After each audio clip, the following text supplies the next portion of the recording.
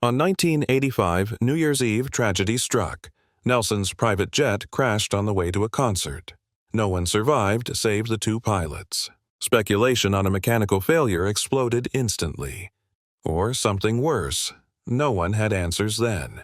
Several decades later, fresh information has emerged. The latter years, reality is devastating beyond imagination. Do you have any doubts about Ricky Nelson's death? Type 1 for yes or 0 for no in the comments. Now, let's investigate this mystery with new findings. Ricky Nelson's untimely death. A mystery and new findings. How did Ricky Nelson die? The truth behind the iconic singer's death turned out more tragic than first reported.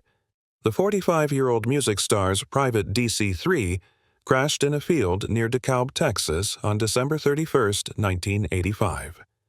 Nelson and 6 others died from burns and smoke inhalation. The crash left only the 2 pilots alive. People speculated about Nelson's plane crash for decades, and early reports tried to link it to drug use. The official cause of death was smoke inhalation and thermal burns. The tragedy hit harder because Nelson was flying with his fiancée Helen Blair that day. The crash also claimed the lives of band members Andy Chapin, Rick Intveld, Bobby Neil Clark Russell, and Patrick Woodward. Nelson stayed active in his career until the end, and earned between $7,500 and $10,000 each weekend night performing. The media spread many theories early on, but the National Transportation Safety Board's investigation pointed to a faulty cabin heater or electrical short as the likely cause of the fire. So this finding changed our understanding of this tragic event completely. Fire engulfs cabin mid-flight. The tragic events of December 31, 1985, unfolded faster than anyone could have imagined when Ricky Nelson's Douglas DC-3 aircraft faced a deadly emergency near Dallas. A routine flight turned into a desperate fight for survival that would reveal the horrifying circumstances of how Ricky Nelson died. Thick smoke started billowing through Nelson's private plane's passenger cabin just before reaching Dallas. Survivor accounts and witness statements described how smoke quickly filled both the cabin and cockpit, creating deadly conditions for everyone aboard. A helicopter crew flying nearby spotted the troubled aircraft and made contact after seeing signs of distress. They said they had a fire on the plane. There was smoke, and it filled up the cockpit. Texas Public Safety Department spokeswoman Marlena Phelps reported, "The smoke came from the fire that started at the rear of the cabin's right side near the floor. Conditions got worse as visibility dropped dramatically, making it impossible for pilots to see through their windshield. Events moved at a terrifying pace. At 5:08 p.m., the pilot alerted air traffic control about a problem and announced plans to divert from Dallas to Texarkana. At 5:11 p.m., ATC got an urgent call about smoke in the cockpit. At 5:12 p.m., radar showed the aircraft at just 600 feet altitude. At 5:14 p.m., the plane vanished from radar screens. The pilots made frantic attempts to find a suitable landing spot amid the chaos. Brad Ferguson and Ken Rank tried heroically to control the aircraft while looking for an emergency landing field. Dense smoke severely limited their efforts, and they couldn't see through the cockpit windshield. The crew tried to direct the plane by leaning out of a cockpit window as a last resort.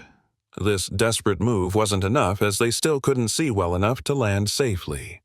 They kept searching for an airfield as the aircraft lost altitude. The pilots stayed in touch with air traffic control and reported their worsening situation. People on the ground saw the aircraft turning left and trailing smoke, seemingly trying to line up with a farm field. The National Transportation Safety Board later criticized the pilots for not following proper procedures or checklists during the emergency. The DC-3 crash-landed in a cow pasture less than 2 miles from a landing strip outside DeKalb, Texas, northeast of Dallas, at about 5:14 p.m. CST. The aircraft hit high-tension wires and several trees before striking the ground and bursting into flames. Witness accounts differed about whether the plane was already burning before impact. Some people said the aircraft was on fire in the air, but National Transportation Safety Board Chairman Jim Burnett later explained that While full of smoke, the plane landed and stopped before flames took over. Ferguson and Rank managed to escape through the cockpit windows after impact despite their severe burns. They called out to the passenger cabin but heard nothing from Nelson or other passengers. Fearing an explosion, they moved away from the wreckage. All 7 passengers died in the crash, including Ricky Nelson, his fiancée Helen Blair, and 5 band members. Smoke inhalation and burns caused their deaths. The wreckage burned for 4 hours after the crash, which happened at 5:15 p.m. Firefighters discovered that all passengers had moved to the plane's front section to escape the smoke and flames. This finding contradicted early theories that the passengers died when hitting obstacles during the forced landing. The evidence showed something more terrifying. Smoke had overcome them as they tried to escape the burning cabin. Investigators identify heater as likely cause. Federal investigators launched a complete investigation after the fatal crash near DeKalb, Texas. They wanted to determine exactly what caused the fire that claimed 7 lives. The National Transportation Safety Board, NTSB, studied the Ricky Nelson plane crash for a year and ended up focusing on one particular aircraft component as the likely culprit. NTSB investigators found that there was a recurring problem with the cabin heating system throughout the flight. The flight crew faced repeated issues with the cabin heater shortly before fire erupted aboard the plane, according to NTSB documents. This significant finding shifted the investigation's focus from early speculation about drug use to a mechanical failure. The crew noticed the gasoline-powered cabin heater acting up after takeoff. A warning light in the cockpit alerted the pilots to a potential hazard. The crew developed a concerning habit. They would temporarily turn off the problematic heater before turning it back on instead of disabling it permanently. This pattern of shutting down and restarting the heater happened multiple times during the flight. Pilot Brad Rank made several trips to the back of the aircraft to fix the malfunctioning heater. These repeated attempts to get the heater working again, despite clear warning signs, led to disaster. The surviving pilots gave markedly different accounts to investigators. Co-pilot Kenneth Ferguson's testimony highlighted his growing worry about the heater problems. He told investigators he became nervous about the heater issues and once refused pilot Brad Rank's request to turn it back on. "One of the times I refused to turn it on," Ferguson explained to investigators. "I was getting nervous. I didn't think that we should be messing with that heater en route." The heater was turned back on despite the co-pilot's concerns. Rank's account contradicted this version of events. He said he first noticed smoke in the middle of the cabin where Nelson and Blair were sitting. When he checked the heater at the rear of the plane, Rank claimed he found no smoke and the heater was cool to the touch. Ferguson made another startling revelation about a conversation right after the crash. He claimed that after they escaped through the cockpit windows, Rank specifically told him, "Don't tell anyone about the heater, don't tell anyone about the heater." This alleged attempt to hide information made the investigation more complex. Physical evidence proved more reliable than the conflicting testimonies. The wreckage examination showed extensive fire damage in the rear of the cabin. The fire started on the right side of the aft cabin area, at or near the floor line exactly where the cabin heater was located. A faulty cabin heater or an electrical short nearby most likely caused the fire that killed singer Rick Nelson and 6 others, according to the NTSB's final report. Investigators stated clearly that there is no doubt that the fire did originate in the area of the heater. The investigators couldn't determine with absolute certainty whether the heater itself caused the blaze. The evidence strongly suggested this component was the main source. The NTSB report directly challenged the pilot's claim about the fire's origin, stating, "There never was any evidence to indicate the fire began near the singer." Smoke inhalation and burns from a fire that likely started from the malfunctioning cabin heater caused Rick Nelson's death and the deaths of other victims. This finding answered the question of how Rick Nelson died and dismissed earlier unfounded speculation about drug use as a potential cause. The NTSB's investigation resolved the technical aspects of the tragedy. The conflicting pilot testimonies raised disturbing questions about whether the crew followed proper safety protocols during the flight. Pilots offer conflicting accounts. The investigation into Ricky Nelson's plane crash revealed a troubling disconnect between accounts from the two surviving pilots.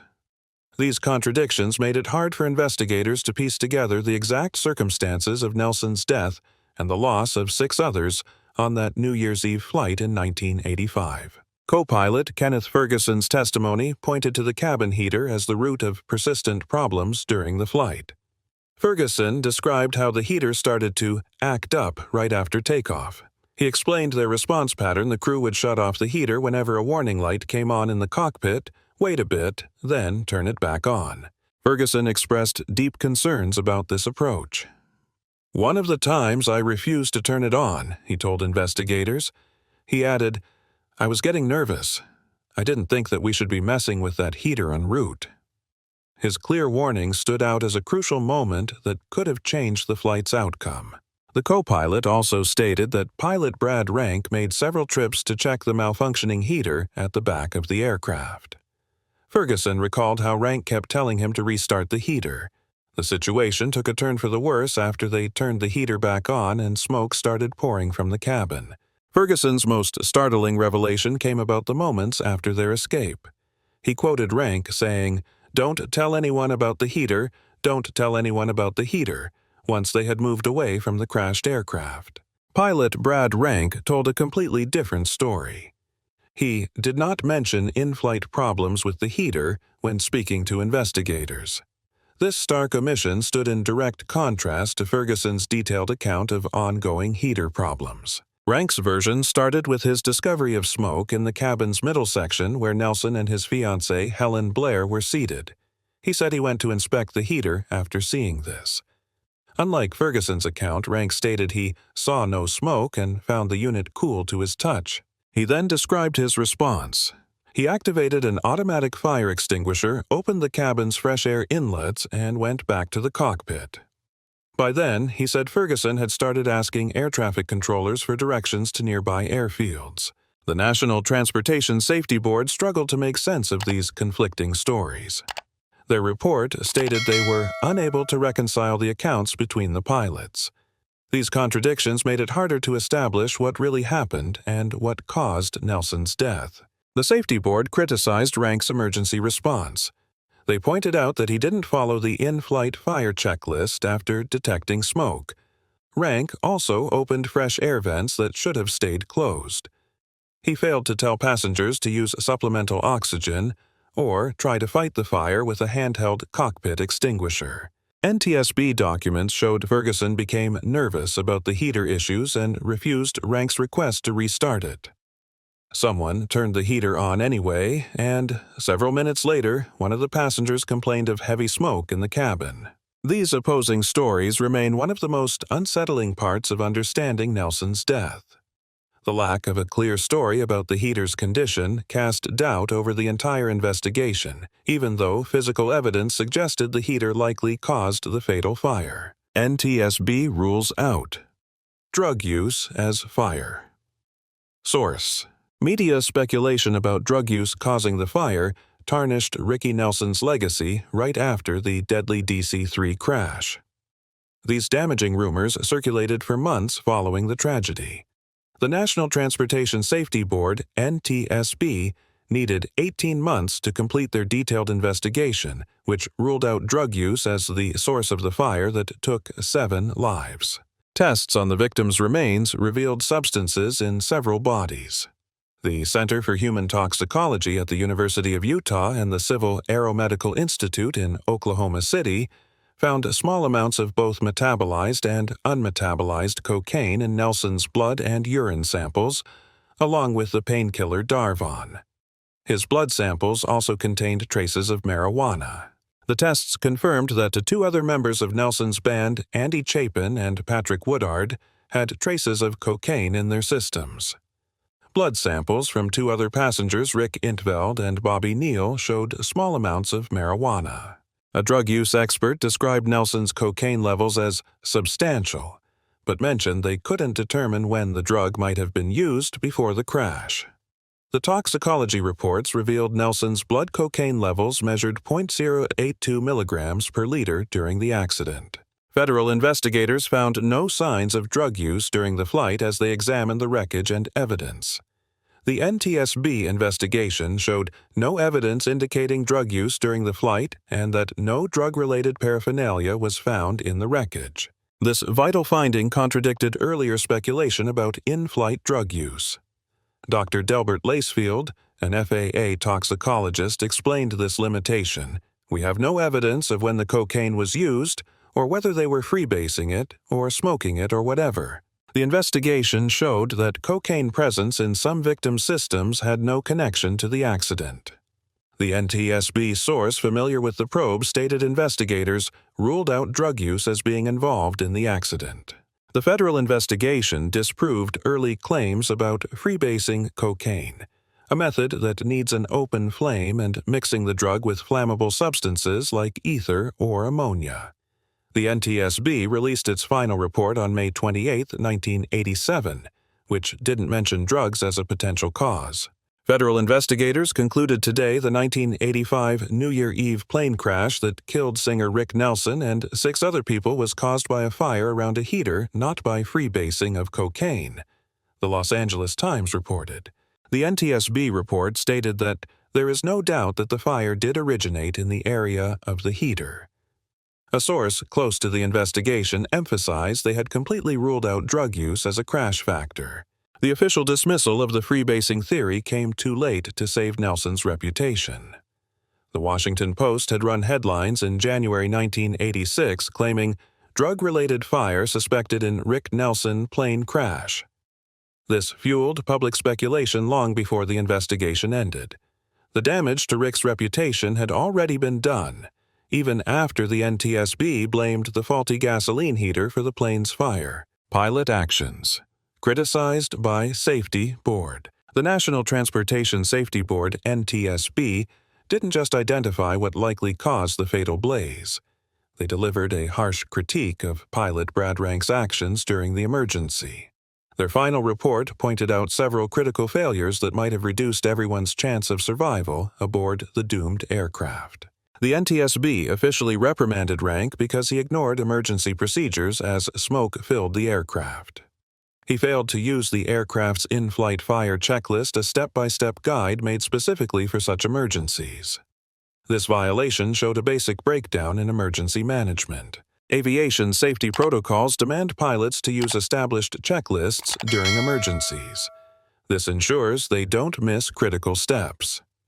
NTSB documents listed emergency procedure not followed, pilot in command, and checklist not used as key factors in the accident. These protocols exist because emergencies cloud judgment and decision-making.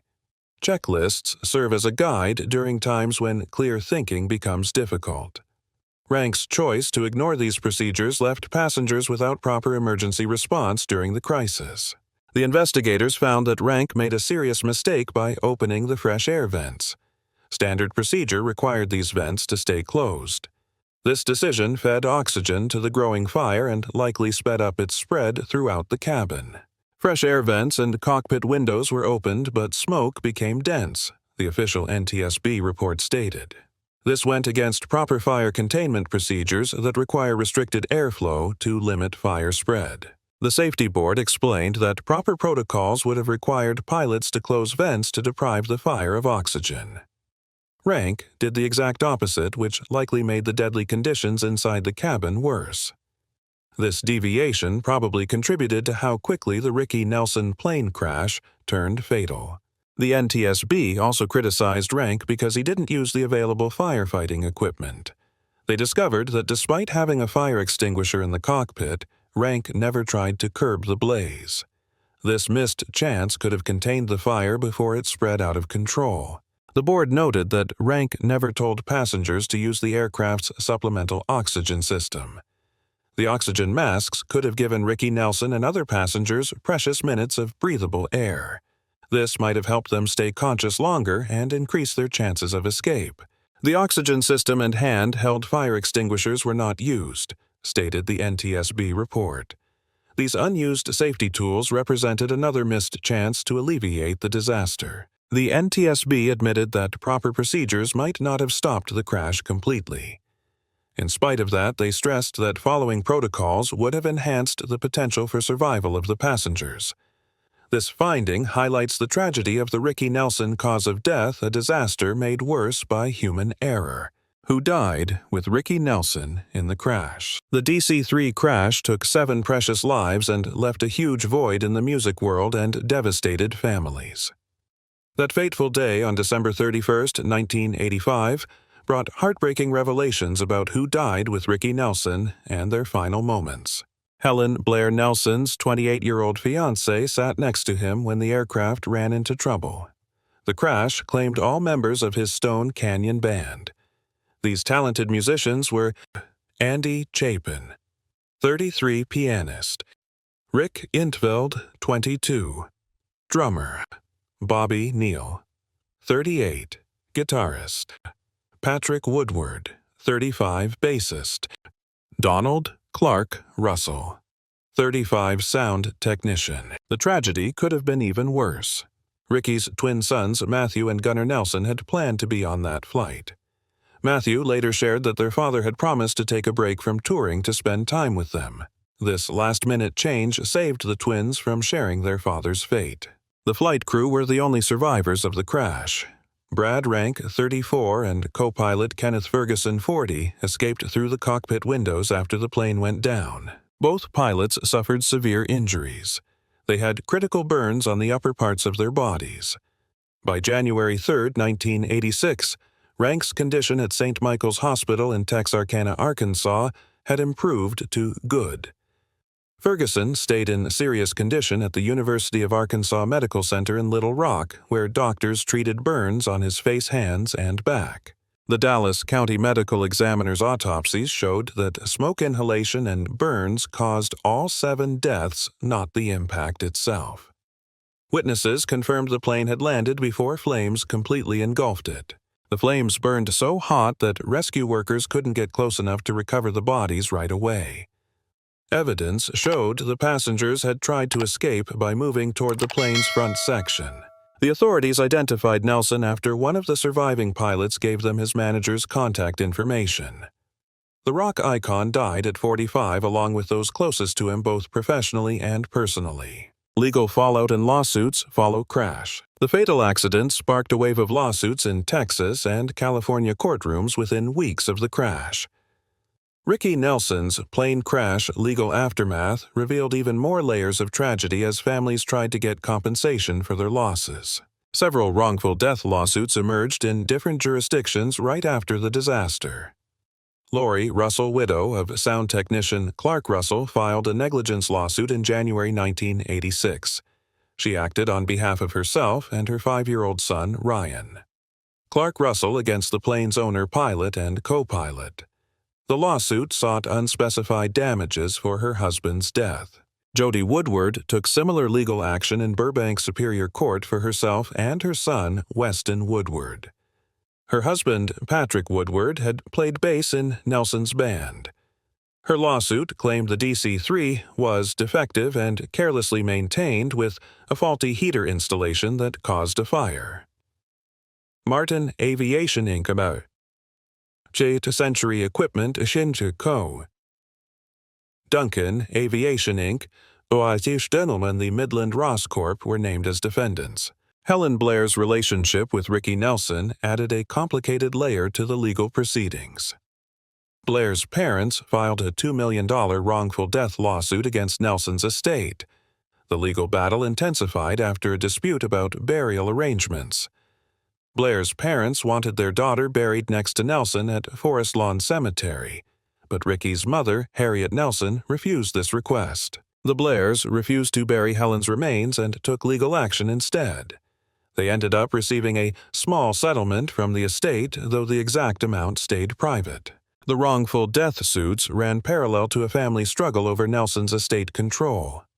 Rick's ex-wife, Kristen Nelson, threatened legal action against the Nelson family soon after his death. She wanted her former husband's life insurance money and tried to take control of his estate from Rick's brother David. David Nelson's petition to control his brother's estate got formal approval from Los Angeles Superior Court Judge Julius E. Leatham on January 17, 1986. This happened after David showed Rick's will, which named him executor and left the estate to Nelson's 4 children, Tracy, Gunnar, Matthew, and Sam. The will also specified that Nelson's property's music rights and name should be managed by his personal manager, Greg McDonald. David Nelson made sure Kristen and Rick's children had financial protection despite all these legal battles. Ricky Nelson passed away with regret from his family. How was his family? Ricky Nelson became one of the most well-liked adolescent idols in the United States of America throughout his teenage years. He successfully won the affection of millions of people with his clean-cut appearance, silky voice, and boyish charm. Since he was so famous, he received a great deal of attention from his followers and the media. It should not come as a surprise that he was able to win the heart of a great number of young ladies. During his early years, Ricky dated a number of different females, much like the majority of other adolescents who were eager to explore the possibility of romantic relationships. With that being said, Ricky's mother, Harriet Nelson, continued to have a substantial amount of control over his personal life despite the fact that he was well-known and self-sufficient. Not only was Harriet a guiding mother figure for him, but she was also his co-star on the family's long-running television series, The Adventures of Ozzie and Harriet. Not only did she have strong opinions about the significance of keeping a decent public image, but she also had strong beliefs about the importance of preserving decorum and decency, especially in the limelight of Hollywood. The majority of the young ladies that Ricky brought home or was seen with were subject to Harriet's disapproval, since she frequently had the impression that they did not live up to the expectations that she had for her son. Her worries were not just about Ricky's social standing or manners, but also about the path that his professional life might take. She was of the opinion that he should put his attention only on establishing a long-lasting and reputable career in acting and music, rather than allowing himself to be distracted by transient romantic relationships. It is possible that her protectiveness arose from both the instincts of a mother and her profound grasp of how fame may quickly wreck the life of a young star. Ricky experienced a sense of struggle between his personal goals and the demands of his work life, despite the fact that he frequently respected his mother's requests. Throughout his teenage years and early adulthood, he was plagued by this tension on a consistent basis. In the end, however, Ricky found himself falling in love with Kristen "Chris" Harmon, a young lady who appeared to catch Harriet's attention and garner her approval. In April of 1963, the couple tied the knot in a wedding that received a lot of media attention and brought together 2 notable American families. Chris Harmon was the daughter of Tom Harmon, a football player who won the Heisman Trophy, and Elise Knox, a film actress who worked in the 1940s. 2 offspring of Hollywood royalty coming together in what many fans perceived to be a fairy tale wedding was a marriage that was viewed as a natural and ideal match. The Harmons had been friends of the Nelsons for a long time, and the partnership was seen as a natural and wanted fit.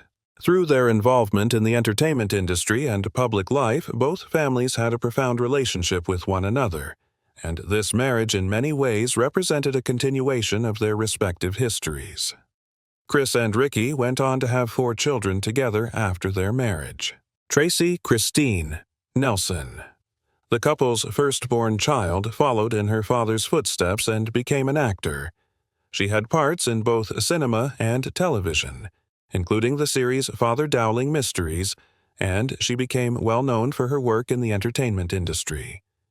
Chris eventually gave birth to twin sons, Gunnar Eric Nelson and Matthew Gray Nelson, who inherited their father's musical aptitude and personality.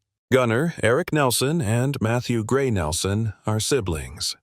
At the beginning of the 1990s, the twins found commercial success with their rock band Nelson, which became the first family act in the history of the world to have 3 generations of hit creators. When it was released in 1990, their popular song Can't Live Without Your Love and Affection topped the charts on the Billboard website. In addition, the couple's youngest child, Sam Hilliard Nelson, who was named after Ricky's father, Ozzie Nelson, whose middle name was Hilliard, also made his way into the arts despite the fact that he mostly avoided the spotlight in comparison to his siblings. As time went on, Ricky and Chris's marriage encountered an increasing number of difficulties, despite the fact that they appeared to have a beautiful family on the surface. After the birth of their final child, the stresses began to develop as variations in lifestyle, personal growth, and emotional distance began to widen the gap between them. Other factors that contributed to the strains were emotional distance.